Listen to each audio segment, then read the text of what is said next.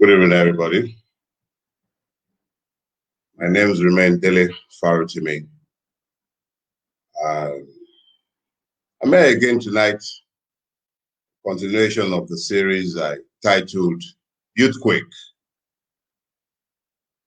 I have, in the last month or thereabout, since about 3-4 months ago, I have deliberately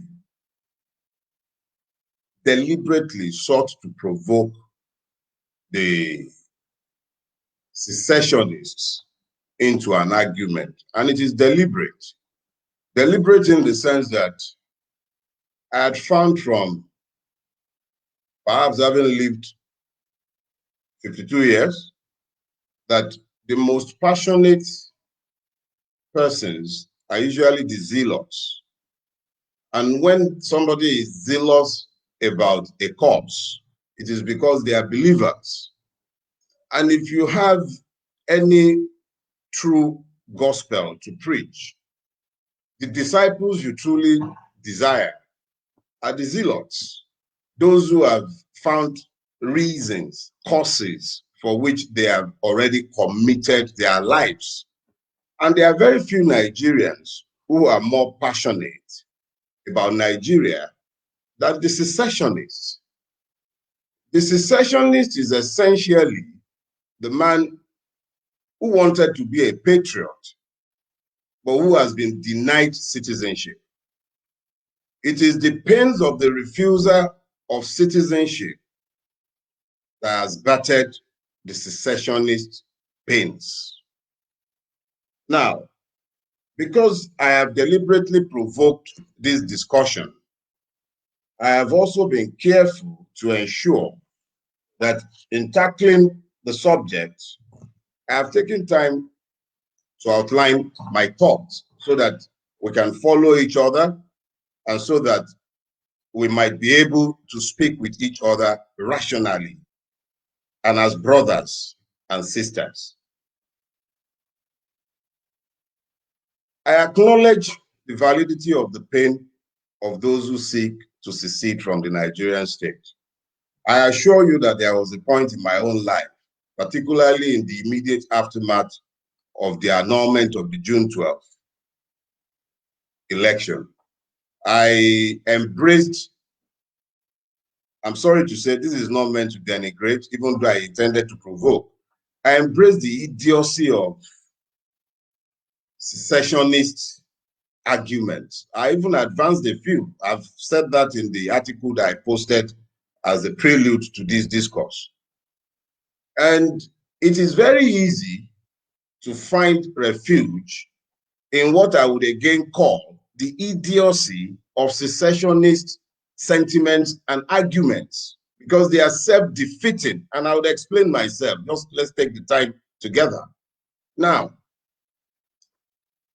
when a man is told brutally, as I felt I was, that my ethnicity is a limiting factor in the country that I call home.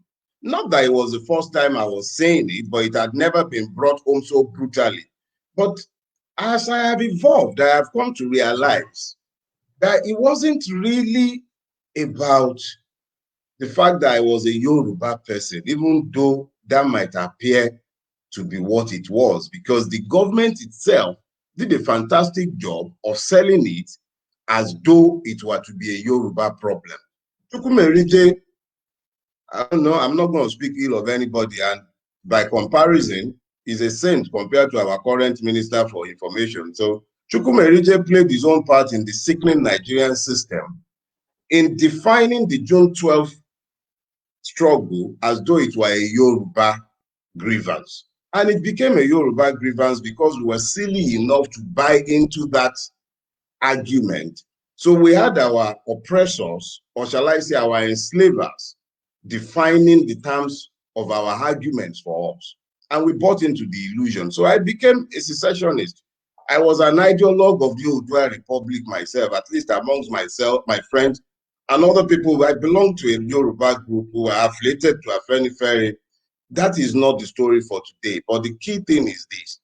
If we, whose only grievance, at least in my own age, at that point, was the annulment of an election, would feel ourselves estranged enough from the Nigerian nation to believe that the only course of action left to us was secession, how would I possibly begrudge the Igbo man his demand for Biafra, given the fact that in spite of the fact that he had been brutally suppressed in what was meant to be a no victor, no vanquished civil war, he has never had his right of citizenship restored to him.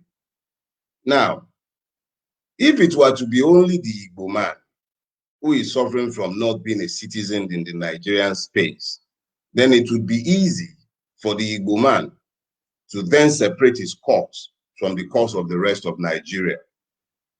In order to ensure that there is a clear track to this, what I want to do is, I want us to establish the historical origins of the grievances that has battered the several secessionist demands. Now, Nigeria is a hodgepodge of tribes and ethnicities, languages, and religions, a very diverse space, forced and cobbled together by sheer force of British bloody-mindedness, exploitative intentions, and colonial interest. It was never about our interest as a people. So let's be clear that the British created Nigeria for their interest. So they cobbled a diverse people together. It is very tempting sometimes to forget that there are over 200 ethnic groups in Nigeria, simply because the three dominant tribes have been the ones who have consistently demanded to leave the Nigerian space. The first time the Niger Delta attempted it, it took Ojukwu to put it down. After that time, you've never heard, at least I haven't, read of a concerted effort by any other part of the Nigerian Federation to leave. Sorry, did I say federation? I'm sorry, we make this slip sometime. We don't have a federation. Of the Nigerian state, based on ethnicity, there has never been any attempt by anyone to leave since after the Civil War. This is not because there haven't been grievances, but those who have ever demanded to leave have consistently been members of the three major ethnic groups. Ariba, after the Civil War, and after the second coup in July 1966, before that sentiment was quickly quenched, and then the Civil War, and then the Yoruba's secessionist struggles of the 1990s, before their compensation, so to call it, with power shifts. So let's be clear. The only people who have consistently verbalized and sought to actualize their secessionist desires have been the three ethnic groups at any point in the history of Nigeria. Now, what is lost in the midst of all of this is the fact that there are over 200 other ethnic groups who are subsumed within the territories claimed by each of these three agitators, who would prefer that they have their enclaves. If the Yorubas were to ever have their enclave, there are several minority groups within the Yoruba enclave, and it is still the most homogeneous of all three regions who have been claiming or seeking to assert some sort of independence and break away from the Nigerian state. The Biafran enclave is even by far more diverse than the Oodua enclave. and it comprises of several ethnic groups who are diametrically opposed to the interest of the Igbo nation, at least those who have expressed the desires for Biafra. Let's not even talk about the northern part of Nigeria for several reasons. The northern part of Nigeria is the most diverse part of the Nigerian nation. Oh, sorry again, I slipped. Of the Nigerian state. And of all the parts of Nigeria, the one part that has minorities that would rather die than see the division of the Nigerian state is the northern part of Nigeria. There are vast minorities there with long histories of domination, either by the Kanem Borno Empire or by the Sokoto Caliphate. When you now begin to speak in terms of secession, the one thing that the secessionist does not seek to acknowledge, which he needs to acknowledge, is the fact that the reality on the ground shows clearly that secession can only become a serious argument post-war. You cannot have, if you cannot have a discussion leading to structural restructuring of our governance systems, if you cannot have that conversation, how do you propose to have the conversation that will then lead to the breakup of the Nigerian state? So already, even within the mind of the serious secessionist, is the knowledge that a true secession talk, if ever there will be one, can only ever happen within the frameworks of a post-war Nigeria. Now, question is this: if we are having a civil war in Nigeria, who is going to be fighting who? Who will be dying in that war? What exactly would we be seeking in those new enclaves and utopia that we seek to be creating? So here is the point, my brothers and sisters who harbor secessionist sentiment. I acknowledge the validity of your pains.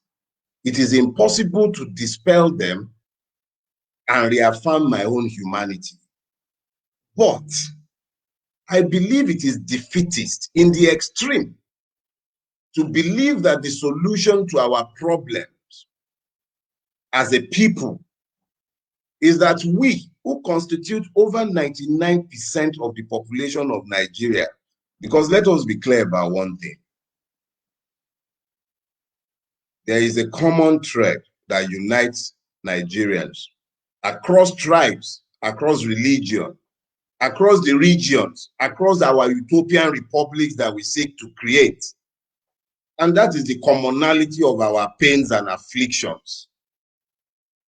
The same pain, the same powers that we are dissipating, seeking utopian republics.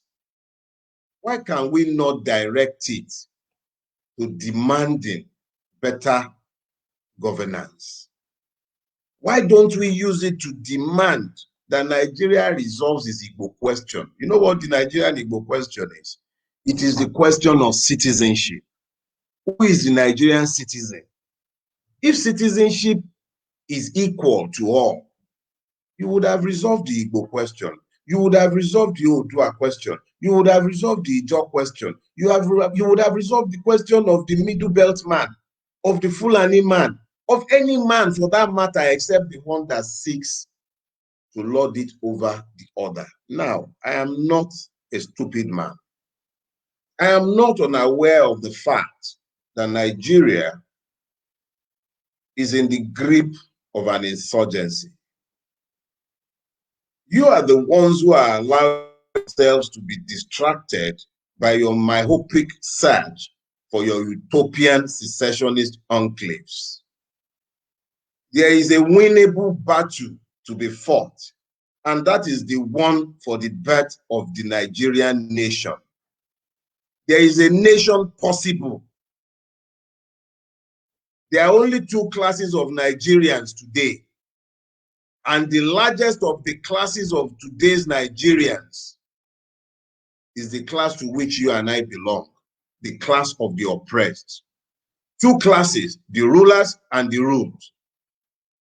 The worst phase of the insurgency overtaking Nigeria is to be found in the northern parts of Nigeria.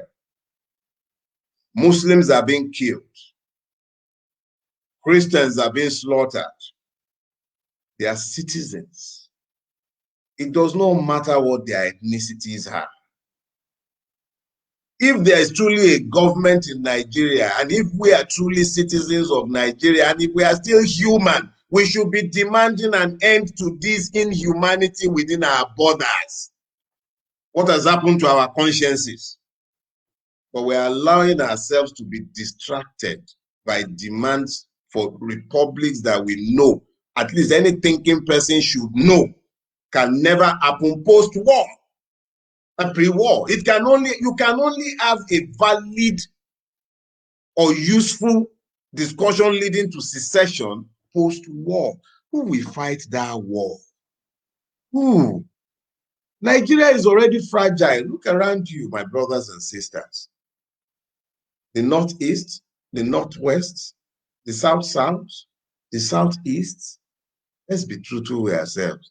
Our last refuge really is Lagos. This is the only place, because we have thinking thieves at least governing these parts, which to a very large extent, and because Lagos still works for all of them and for us as well, it's become, look, we've gone past Mogadishu. We only have islands of sanity. Islands of sanity. Just as the Yorubas have had their agendas for Nigeria, the Igbos have had their agendas for Nigeria. And I assure you, there has been a northern agenda for Nigeria as well. But those agenda, let's be clear, it has never been about the people. It's about being the hegemonies who control power in those places.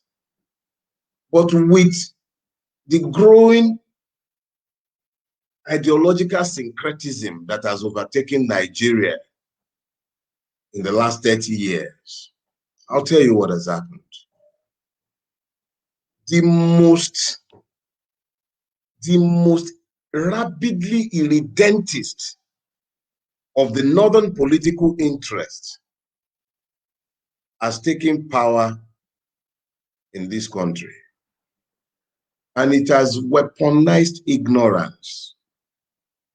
Now, let me be clear. It's an hegemony, but it has spread. It is all over Nigeria now. It is in the Southwest. It is in the South-South. It's all over Nigeria. Hegemonies rule nations and shapes its trajectories and destiny. The hegemony ruling Nigeria today is a feudal hegemony. It has overtaken the entirety of Nigeria. So when you're asking to secede, what about your brothers and sisters who are the ones ruling you today? How about them? Some of them even fund your secessionist arguments. Some of them fund this secessionist movement because it takes your focus off the issues. The real issue is rooted in the failure of the law to rule in Nigeria, the refusal to give citizenship to those trapped within its space. These are the real issues plaguing us. It's not that we can't see. I'm not blind to the feudalization of Nigeria. I'm not blind to the creeping insecurity. I listened to Mr. Obadiah today, and I was scared because it tells you clearly that there are people within this country who are actively working to destabilize the place you and I call home. When we begin to demand to break it further, we help them to divert attention away from what is important. But the key question is this: How do you expect to have that secession talk pre-war? And that war, who is going to fight it? Who? Are you equipped to fight it? Are you? Who is going to fight it? The Nigerian army that cannot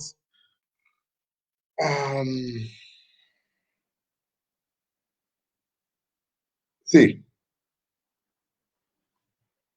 there are two ways to deal with a problem in my own view. One way is to walk away from the fight. You can. But this is one fight you can't walk away from. Look around you. You can't. The Igbos tried with the Civil War. They couldn't. And they were better prepared at the time. As that might sound to you, they were better prepared at the time. The Yorubas, who is going to fight that war? Where? Who are you going to fight? It is better to demand for a changed, united Nigeria. That cause will find support across the length and breadth of Nigeria when you ensure that it is a national call, not a sectional or religious, not an Igbo call. It's not a Yoruba thing. It's not an Ijo thing. The commonality of our affliction should demand that we work together. We play into their hands when we demand as sections. I have repeated myself ad nauseum, and I intend to continue doing so because apparently you need it drummed into your secessionist heads. A serious secessionist argument can only happen in Nigeria post-war. Are you going to fight that war? Where are you going to fight it? What would we look like after that war? We have no infrastructures already, and then we're going to fight a war. Who is going to fight it? What infrastructure do you have to carry a war right now? It is in all of our interests that we be careful not to lend petrol to an already dangerous situation. Secessionist arguments are rooted in valid grievances. I agree. Hands up. But the cowardly way is to take what appears to be the easy way. But if you think it through, you know, I know, and any reasonable thinking person should know that the easier fight, the one that is likely to have national appeal, because as I am talking, I am sure there are good men and women in every part of Nigeria, of every nationality, of every tribe. Good men and women. Yes, we disagree on a lot of things, but that's human. We can disagree. But there are enough good men and women in Nigeria to sit down and demand of ourselves and of this. Look, let's be clear. I am of the opinion, irreconcilably, that Nigeria can only be saved by a revolution.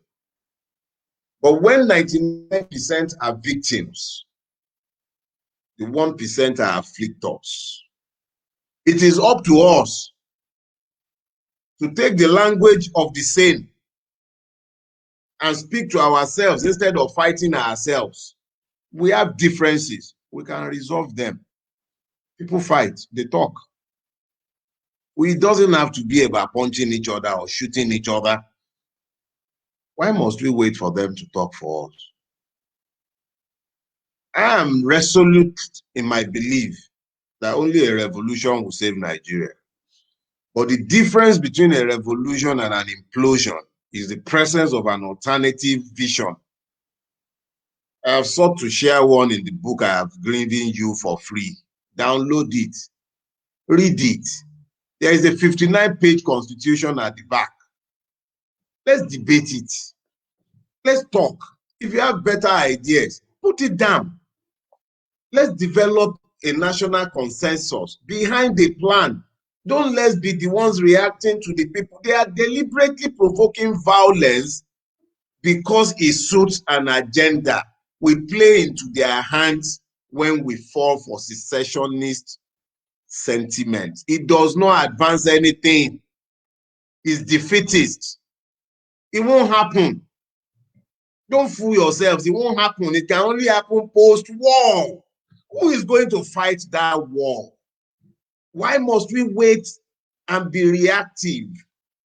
Why can't we respond? 1% wants to break Nigeria and carve out their own fiefdom.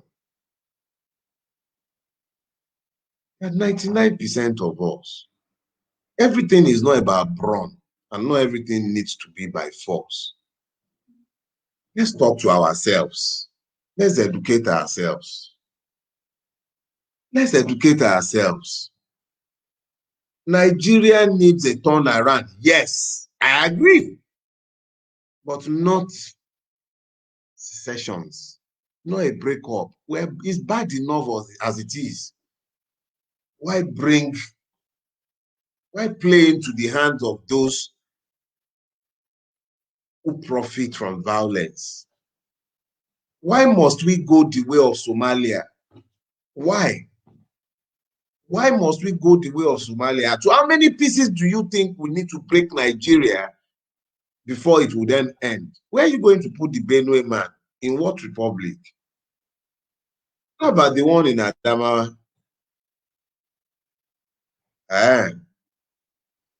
What will happen to the German,